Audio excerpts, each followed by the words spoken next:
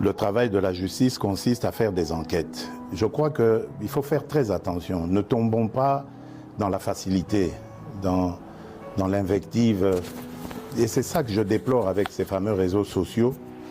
Parce qu'on peut, comme ça, à cause des réseaux sociaux, vous défaire l'honneur et la dignité d'un individu. Moi, je tiens beaucoup à ces choses-là. Vous ne me verrez jamais humilier quelqu'un, même si c'est mon dernier, mon pire des ennemis. Je n'aime pas ça. J'ai toujours un brin de respect pour la personne. Or, les réseaux sociaux, ce n'est plus ça. Il suffit qu'on cite votre nom, Lusako et nos voleurs, ça y est. Si c'est bien mis en place, ça y est, vous êtes condamné, c'est terminé. Donc, laissez à la justice le soin de faire son travail. Mais j'aimerais dire quelque chose à propos de toutes ces affaires. Mais moi, je m'en réjouis.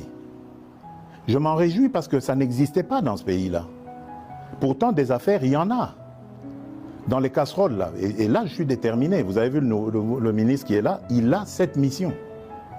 On va ouvrir les placards et on va sortir les cadavres des placards pour montrer que ce pays a été trahi, pillé et volé plus que jamais vous pouvez imaginer avant moi. Aujourd'hui, au moins, nous avons des gens qui dénoncent. C'est déjà ça. Ça veut dire que la corruption avait vraiment été une seconde nature dans ce pays. Donc ne vous en faites pas. Réjouissez-vous quand vous entendez ces choses-là. Malheureusement, c'est récupéré par les réseaux et c'est ça qui désoriente un peu l'opinion, qui désoriente. Parce qu'il faut laisser la justice sereine.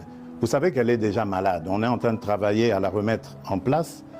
Donc il faut lui laisser le temps de faire son travail. On va leur donner encore plus de moyens de travail pour que la justice soit dite. Parce que, attention, on a affaire à parfois des chefs de famille, on a affaire à des gens qui tiennent à leur dignité. On ne peut pas la jeter en pâture comme ça en disant, voilà, ça y est, il est voleur. Non, prenez votre patience.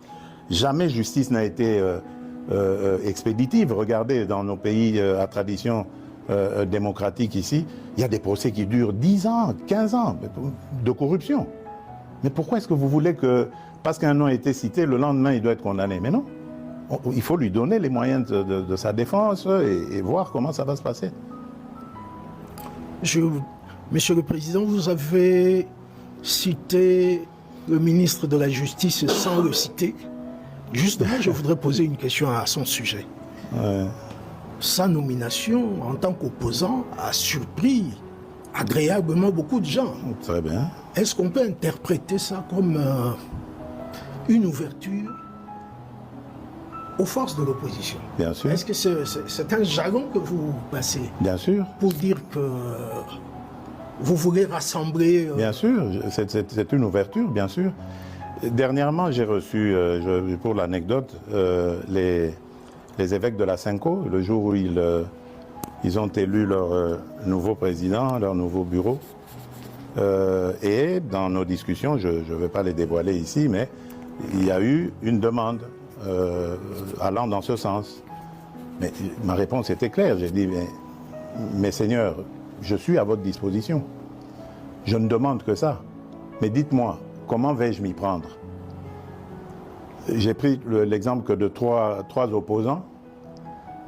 J'ai commencé par Martin Fayoulou. Je dis, mais il n'a jamais reconnu les résultats des dernières élections. Comment est-ce qu'il acceptera ma main tendue? Moïse Katumbi était prêt à faire la même chose, ou il avait même fait la même chose, mais grâce évidemment à la pression des siens, il a accepté qu'il rentre dans les institutions, mais lui reste borderline. Joseph Kabila, n'en parlons pas.